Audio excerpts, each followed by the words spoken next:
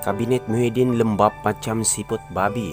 Pemuda Amanah mempersoalkan apa yang dilakukan oleh jemaah menteri hingga tercetusnya kekeliruan maklumat.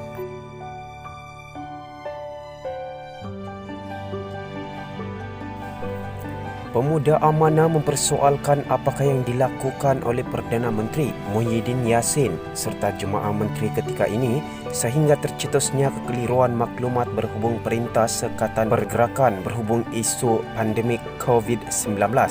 Menurut Timbalan Ketua Pemuda Amanah Sazni Munir, Muhammad Eid Hinin, sebagai contoh beberapa arahan yang dibuat ditarik semula tidak sampai 24 jam ia dikeluarkan. Apa sebenarnya yang Muhyiddin dan jemaah menterinya sedang lakukan ketika ini? Tidak sampai 24 jam, arahan Majlis Keselamatan Negara MKN agar setiap warga negara yang mahu keluar ke negeri lain perlu melaporkan ke Balai Polis berdekatan. Ketua Polis Negara telah membatalkan semula arahan tersebut.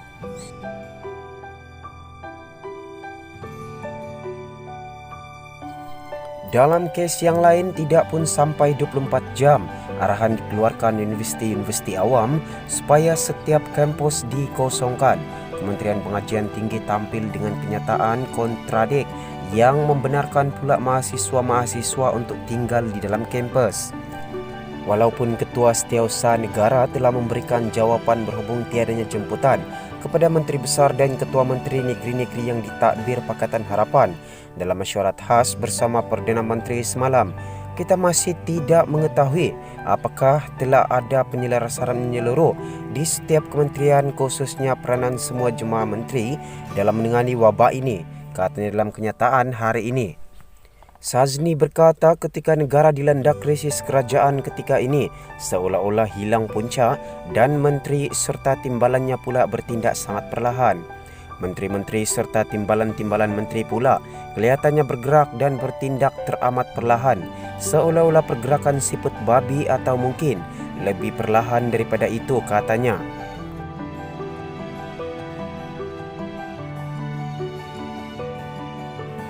Ketua Polis Negara Abdul Hamid Badur pada sidang medianya memberitahu polis akan melaksanakan arahan sekatan keluar antara negeri atau domestik berkuat kuasa malam semalam.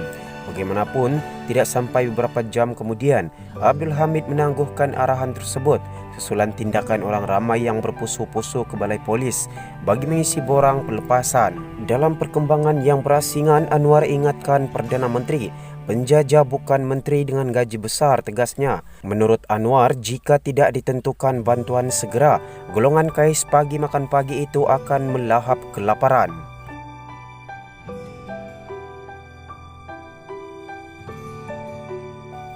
Presiden PKR Anwar Ibrahim menggesa Kerajaan Perikatan Nasional PN supaya segera menyalurkan bantuan kepada golongan yang bergaji harian agar mereka tidak kelaparan sepanjang tempoh Perintah Kawalan Pergerakan.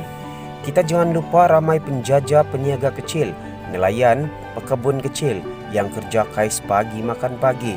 Kalau tidak ditentukan bantuan segera, mereka akan melahap kelaparan, katanya secara langsung di laman Facebook petang tadi. Perintah Kawalan Pergerakan yang bermula hari ini hingga 31 Mac bertujuan untuk membendung penyebaran pandemik COVID-19 dengan menyekat pergerakan umum. Walaupun kerajaan telah membuat pengecualian ke atas beberapa sektor dan perkhidmatan yang penting dan terpilih sebahagian besar telah dinasihatkan supaya tinggal di rumah. Sebagai contoh, pasar tani dan pasar malam tidak dibenarkan beroperasi.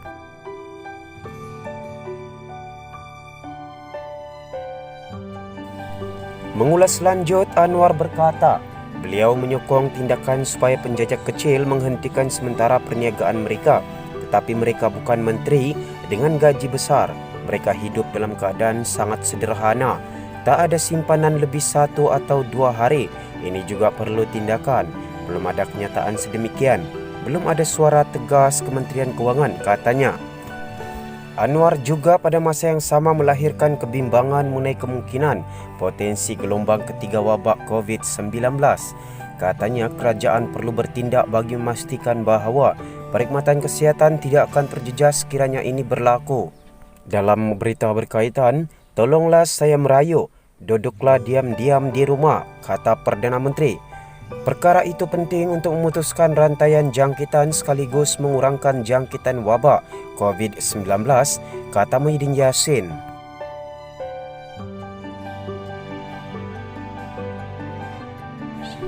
Perdana Menteri Muhyiddin Yassin merayu orang ramai supaya tidak keluar rumah kecuali bila perlu sahaja sepanjang tempoh Perintah Kawalan Pergerakan yang mula berkuat kuasa pada hari ini.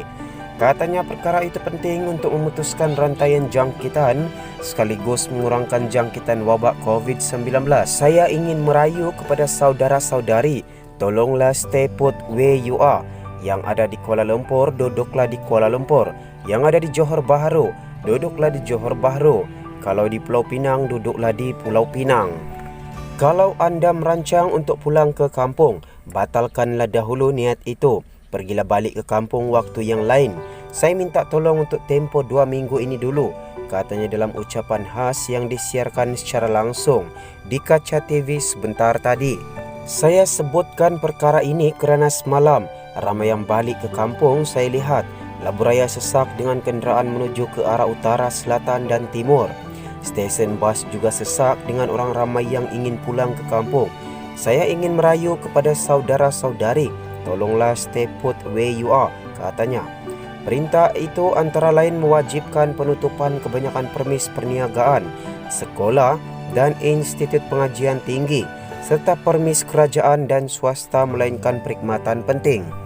Mengulas lanjut, Muhyiddin berkata tempoh 2 minggu yang ditetapkan itu bukan untuk membolehkan orang ramai melakukan kegiatan seperti menghadiri kenduri atau bercuti di tempat peranginan, tetapi untuk tinggal di rumah. Kenapa sekolah, universiti dan sebahagian pejabat, permis perniagaan dan kilang ditutup?